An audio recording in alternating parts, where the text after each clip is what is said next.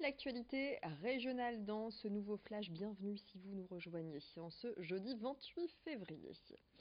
Les salariés d'Ascoval dans l'attente. Mercredi, le tribunal de Strasbourg a annulé le projet de reprise du groupe Altifort, incapable de réunir les 35 millions d'euros nécessaires au fonctionnement de l'aciérie de Saint-Saulve dans le Valenciennois. Les 281 salariés attendent donc de savoir si la région et l'État vont être en capacité de trouver un nouveau sauveur. Bruno Le Maire s'est donné un mois pour trouver une solution. Cette semaine encore, le ministre de l'économie a jugé l'aciérie productive, fournissant un travail de qualité. Si aucune solution n'est trouvée avant le 27 mars, l'usine sera officiellement fermée. Écoutez la réaction de Nassim Bardi, délégué syndical chez Ascoval, interrogé par Vincent Vieillard. Forcément, nous, côté syndicat, on est obligé d'y croire. C'est drôle quand même d'y croire. On y croit toujours. Et par contre, au niveau des salariés, c'est compliqué. Très compliqué. Ils se sentent floués, trahis. Il y a une résignation qui s'installe. Et pour nous, on n'arrive pas à trouver les bons mots pour leur expliquer. Là, on va essayer de leur expliquer tout à l'heure, mais c'est dur de trouver les bons mots parce qu'on a joué avec nos sentiments, nos émotions. C'était des montagnes russes. Pendant une année, on pensait qu'on était mort, on a retrouvé quelqu'un, après c'était mort, là on a retrouvé quelqu'un, ça a été acté, et là il n'y a plus rien.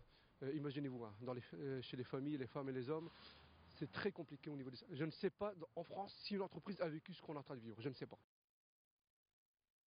Pour la 4e année consécutive, le nombre de dossiers de surendettement est en recul dans les Hauts-de-France avec 22 431 dossiers déposés en 2018.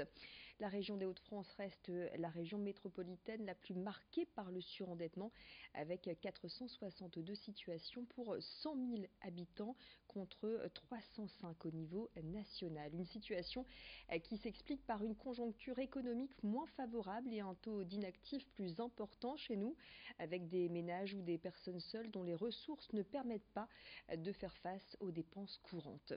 L'entrée en vigueur de la loi sur le crédit à la consommation, qui a entraîné un recul de l'encours des crédits renouvelables dans le surendettement, et la mise en place de la procédure simplifiée par la Banque de France sont quelques-uns des éléments qui expliquent ce recul du surendettement. Les précisions de Cathy Verquin, directrice régionale de la Banque de France. On a maintenant une procédure beaucoup plus efficace. On évite de faire ce qu'on appelait des plans d'attente avec des clauses de rendez-vous parce qu'on s'était rendu compte qu'on avait un certain nombre de dossiers sur lesquels on leur donnait rendez-vous 2 ans plus tard et on se rendait compte que la situation n'allait pas évoluer. Il y a un autre effet important aussi, c'est qu'aujourd'hui on constate qu'on est à un niveau de taux d'intérêt qui est extrêmement bas, ce qui permet de solvabiliser une grande partie de la population. Donc on a moins de dossiers qui viennent à nos guichets parce qu'évidemment les charges de remboursement des crédits, que ce soit des crédits immobiliers, des crédits à la consommation, forcément sont moins élevés et donc permettent aux personnes de rembourser plus facilement. Donc on a un taux de casse sur le remboursement des crédits qui est moins important et donc moins de dossiers à nos guichets. Et à noter que notre région est pilote dans la mise en place d'une plateforme téléphonique qui traite 450 appels par jour en moyenne pour toute question relative à sa situation financière. On a aujourd'hui une plateforme qui couvre l'ensemble des Hauts-de-France. Toute personne qui veut prendre contact avec nous peut appeler un numéro unique. Elle tombe sur une plateforme qui est ici installée à Lille, dans nos locaux à Lille. Et on a un taux de décroché qui est extrêmement élevé, qui est au meilleur niveau des plateformes téléphoniques. On est au-delà de 80% de décroché au premier appel. On a aussi des procédures de callback, ça veut dire qu'on rappelle les gens quand on n'a pas pu décrocher au premier appel. Et on a aussi mis en place un chat, mais pas un chat avec un robot, mais un chat avec nos agents qui peuvent donc chatter en live avec les demandeurs qui ont des questions à nous poser sur le droit au compte, les fichiers ou le surendettement.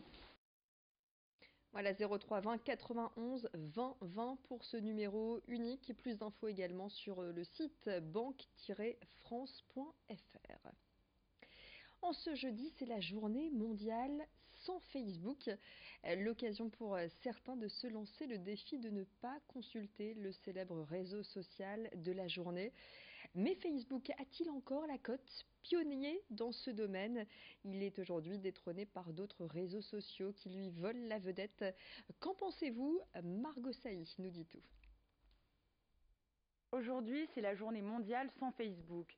Mais les 33 millions de Français présents sur la plateforme ont-ils réellement besoin d'une journée pour s'en détacher? C'est la question que l'on a posée à ces étudiants de l'Université de Lille. Oui, je pourrais passer une journée sans Facebook, pas de problème. Ah oui, tout d'abord je l'ai déjà fait après. Je veux dire, je le consulte régulièrement, mais s'il faut ne pas y aller, je peux très bien ne pas y aller. Aujourd'hui, le matin, les étudiants ou même les personnes en général souvent se lèvent et regardent tout de suite les notifications qu'on a sur notre téléphone. Et ils ne croient pas si bien dire, puisque selon une étude du Pew Research Center, 48% des 18-34 ans ont pour premier réflexe au réveil de se connecter sur le réseau. Toujours d'après cette étude, un utilisateur se rend en moyenne 14 fois par jour sur la plateforme.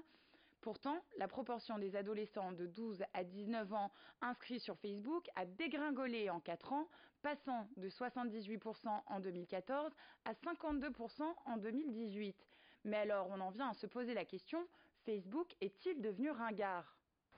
C'est vrai que ça n'a pas beaucoup changé depuis plusieurs années. Après, on peut voir que, par exemple, beaucoup de personnes utilisent Instagram, etc. Au niveau de mon entourage, il y en a beaucoup qui disent qu'ils utilisent beaucoup plus Instagram, par exemple. Mais après, je pense qu'au final, tout le monde a encore Facebook aujourd'hui et l'utilise quand même. Certaines personnes le disent que Facebook, il faut arrêter de l'utiliser, que c'est ringard. Je pense qu'aujourd'hui, si on l'utilise de la bonne façon, c'est pas ringard. Diffusion de fake news, contenus violents, racistes ou homophobes, Facebook a depuis quelques années essuyé de nombreux scandales. De quoi ralentir la consommation des plus jeunes sur la plateforme. Il y a des limites de ce qu'on a pu voir avec les derniers scandales vis-à-vis de toutes les données qu'ils récupèrent sur leurs utilisateurs et de ce qu'ils en font aussi. Parfois il peut y avoir des contenus parfois racistes, antisémites et qui moi me posent un réel problème. Désormais l'âge moyen des utilisateurs de Facebook est de 40 ans, mais en 2013 Mark Zuckerberg affirmait déjà que les plus jeunes s'intéressaient à d'autres produits semblables à Facebook, un problème qui n'en est pas un pour l'ancien étudiant de Harvard, puisqu'il a successivement racheté Instagram en 2012 et WhatsApp en 2014. Alors à quand la journée sans réseaux sociaux? Voilà, merci beaucoup Margot Sailly. C'est la fin de cette édition régionale. Dans quelques instants, vous retrouvez le bulletin météo. Et puis dans le prochain quart d'heure, votre édition locale, l'information encore plus près de chez vous. Excellent moment à vous tous.